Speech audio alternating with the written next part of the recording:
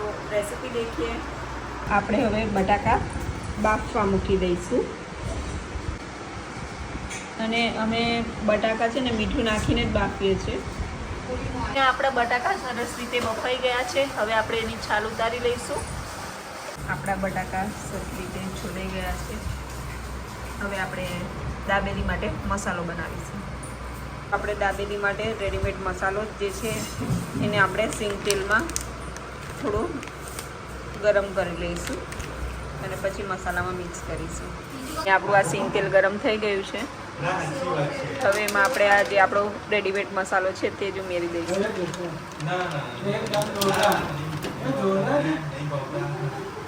હવે આપણે બટાકાને મેશર તો છે પણ આને નહીં મજા આવતી એટલે આની રીતે મેશ કરીએ છીએ। આવી રીતે બધા મેશ કરી દઈએ। હવે તો આપણે જે મસાલો તેલમાં ગરમ કર્યો તો એ આપણે બટાકાના મિશ્રણમાં ઉમેરી દઈશું આવી રીતે અને આને સરખી રીતે મિક્સ કરી દઈશું। પછી આપણે આને સરખી રીતે મિક્સ કરી દઈશું।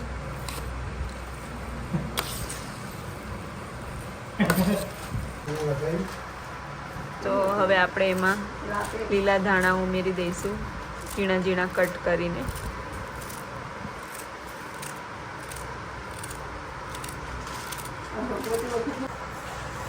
તો હવે આપણે એમાં ઝીણી ઝીણી કાપેલી ડુંગળી સ્પ્રેડ કરી દઈશું।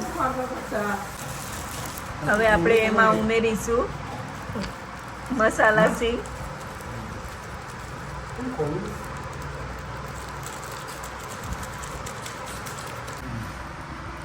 તો આમાં આપણે દાડમના દાણા બી નાખી શકીએ છીએ છોલીને। તો આપણે અહીંયા દાબેલીના બન લીધેલા છે એમાં આપણે આ ધાણા મરચાંની તીખી ચટણી સ્પ્રેડ કરી દીધી। હવે આપણે એમાં આ મીઠી ચટણી છે એ સ્પ્રેડ કરી દઈશું અને આ આપણે લઈશું હવે દાબેલીનો મસાલો।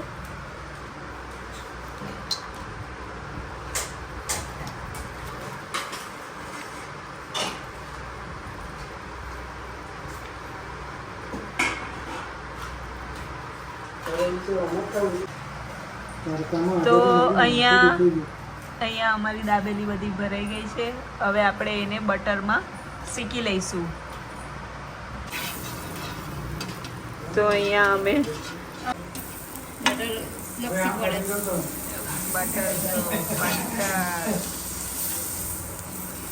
મનાની સ્મેલ નહીં ગમતી।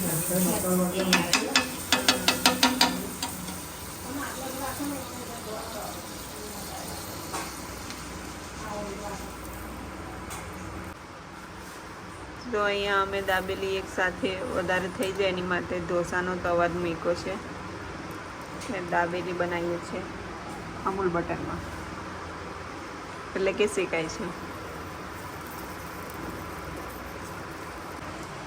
તો આ પેલા લારીવાળા ભૈયા જેવું કરે છે એક સામટી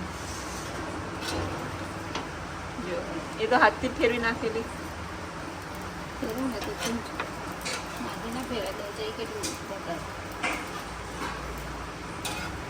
એ તો કેવો ફટફટ ફેરવી કરે। એને પૈસા કમાવાના એટલે એ તો બધું જ કરે। મારે થોડા પૈસા કમાવાના તો ખાલી ખવડાવવાની ચટણી। તો અહીંયા આપણી બધી દાબેલી શેકાઈ ગઈ છે મસ્તની। આ આપણી મીઠી ચટણી, આ એકદમ તીખી ચટણી। તો આપણે દાબેલીને શેકીને પછી આપણે એના નાયલોન સેવ લગાવી દેવાની અને મીઠી ચટણી અને તીખી ચટણી સાથે ખાવાની એટલે તૈયાર છે આપણી આ બટર કચ્છી દાબેલી। અને અહીંયા કેવું બન્યું? જોરદાર, એક નંબર। તમે જોયું ને જે દાબેલી કેટલી મસ્ત એકદમ શું કહેવાય એને યમ્મી મોઢામાં પાણી આવી જાય એવી મસ્તની બની છે। તો વિડીયો ગમ્યો હોય તો લાઈક શેર અને સબસ્ક્રાઈબ જરૂર કરી દેજો। Bye bye.